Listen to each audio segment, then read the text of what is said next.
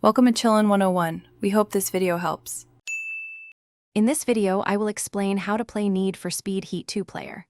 First, understand that Need for Speed Heat does not offer traditional split-screen local co-op. Instead, it focuses on online multiplayer, allowing you to team up with friends in a shared open world. You'll need an internet connection and an active subscription for your console's online service, like PlayStation Plus or Xbox Live Gold, to access these features. This guide will walk you through connecting with friends and enjoying the game together. To start playing with friends, navigate to the Social tab from the main menu.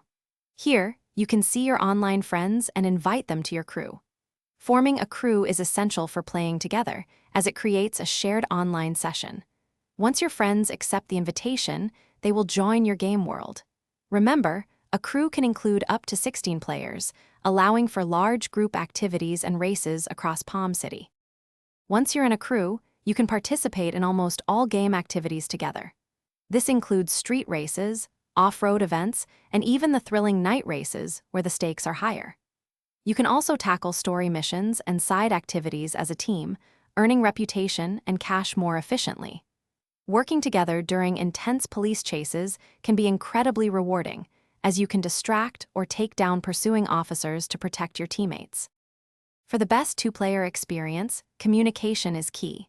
Coordinate with your friends on race strategies, especially during challenging events or when evading the police.